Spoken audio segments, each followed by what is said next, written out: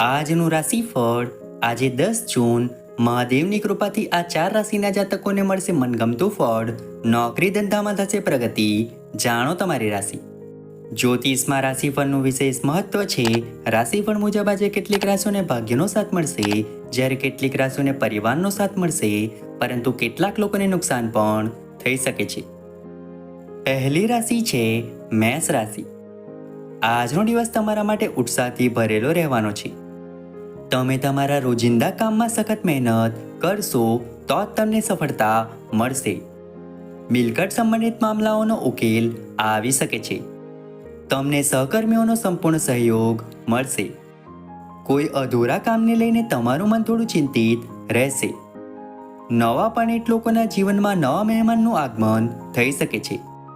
તમારે તમારા પરિવારના સભ્યો સાથે કેટલીક પારિવારિક સમસ્યાઓ વિશે ચર્ચા કરવી જોઈએ, તો જ ઉકેલ આવશે.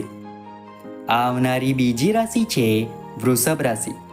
આજનો દિવસ તમારા માટે કોઈ નવું કામ શરૂ કરવા માટે સારો રહેશે.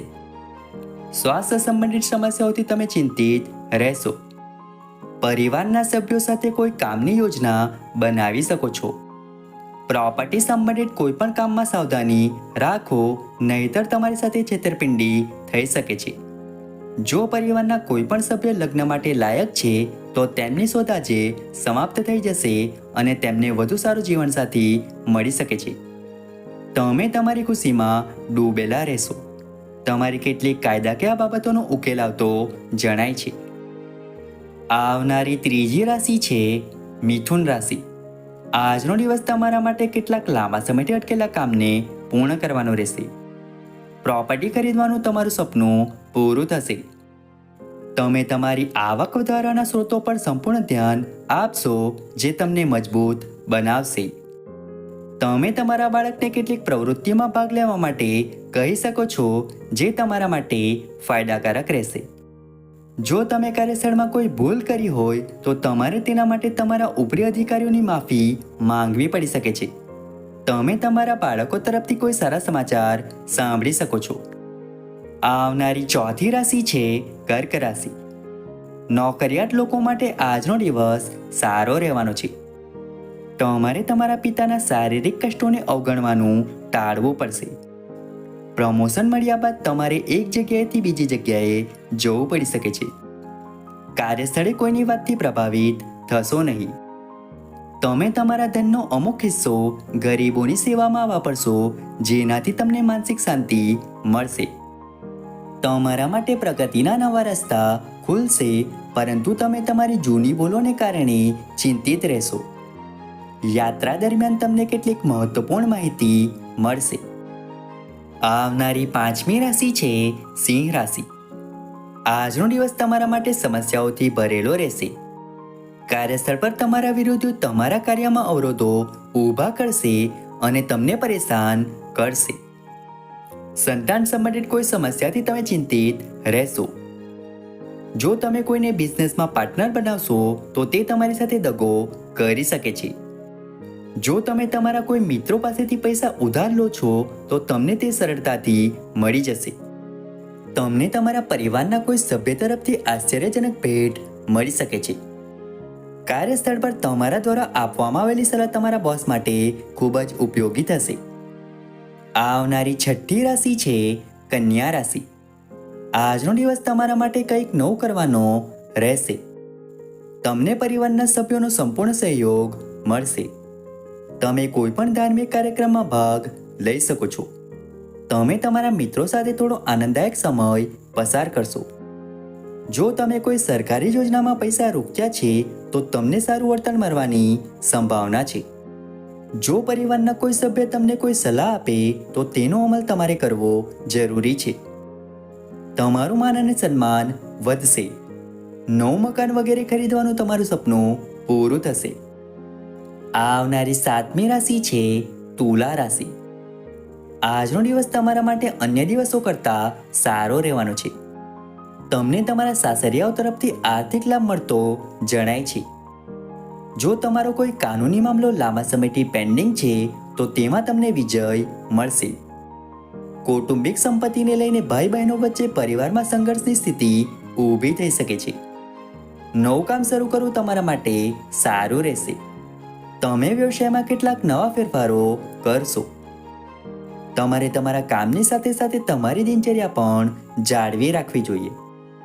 વિદ્યાર્થીઓના ઉચ્ચ શિક્ષણનો માર્ગ મોકળો થશે. આવનારી 8મી રાશિ છે વૃશ્ચિક રાશિ. આજનો દિવસ તમારા માટે મિશ્રિત રહેવાનો છે. તમે તમારા વ્યવસાય સાથે સંબંધિત પ્રવાસ પર જઈ શકો છો. તમારે વાહનનો ઉપયોગ સાવધાનીથી કરવો જોઈએ. જો તમે પહેલા કોઈને કોઈ વચન આપ્યું છે તો તે ચોક્કસપણે પૂરું કરવું પડશે. તમને તમારા પિતા વિશે કોઈ વાતનું ખરાબ લાગશે. તમે લોકો માટે દિલથી સારું વિચારશો, પરંતુ કામ પર લોકો આને તમારો સ્વાર્થ ગણી શકે છે. વ્યવસાય સાથે સંકળાયેલા લોકોએ કોઈને પૈસા ઉધાર આપવાનું ટાળવું જોઈએ, નહીં તો તે પૈસા પાછા મળવામાં મુશ્કેલી આવશે. આવનારી 9મી રાશિ છે ધન રાશિ. આજનો દિવસ તમારા માટે ચિંતાઓથી ભરેલો રહેશે. ધંધાકીય કામ અંગે તણાવ રહેશે. તમારે તમારા ખર્ચાઓ પર નજર રાખવી પડશે. પરિવારમાં કેટલીક પ્રતિકૂળ પરિસ્થિતિમાં તમને સારા સમાચાર મળી શકે છે. પરિવારના સભ્યો તમારા કામમાં તમને પૂરો સાથ આપશે. તમારા માતા પિતાના આશીર્વાદથી તમારું કોઈ પણ અટકેલું કામ પૂર્ણ થઈ શકે છે. તમારે તમારા બાળકોની સંગત પર વિશેષ ધ્યાન આપવું પડશે. વિદ્યાર્થીઓને શારીરિક અને માનસિક બોજામાંથી રાહત મળતી જણાય છે. આવનારી 10મી રાશિ છે મકર રાશિ. સ્વાસ્થ્યની દ્રષ્ટિએ આજનો દિવસ તમારા માટે નબળો રહેવાનો છે. તમારી કોઈ જૂની બીમારી ફરી સામે આવી શકે છે. મોટી નોકરી મળવાથી તમે વ્યસ્ત રહેશો, પરંતુ જે નોકરીમાં છે તેમના માટે પ્રમોશનની સંભાવના છે. તેથી તેમને પોતાના કામમાં ઢીલ ન રાખવી જોઈએ અને જરા પણ ઉતાવળ ન કરવી જોઈએ. તમે પરિવારના સભ્યો સાથે કોઈ ધાર્મિક કાર્યક્રમમાં ભાગ લઈ શકો છો. તમે તમારા બાળક માટે નવું વાહન લઈ શકો છો. આવનારી 11મી રાશિ છે કુંભ રાશિ. આજનો દિવસ તમારા માટે સમજી વિચારીને કામ કરવાનો રહેશે. હવામાન તમારા સ્વાસ્થ્યને પ્રતિકૂળ અસર કરી શકે છે. તમારું કોઈ લાંબા સમયથી અટકેલું કામ ફરી શરૂ થઈ શકે છે. જો તમે પહેલા ધંધામાં પૈસા રોક્યા હશે તો તમને તેમાંથી સારો નફો મળશે.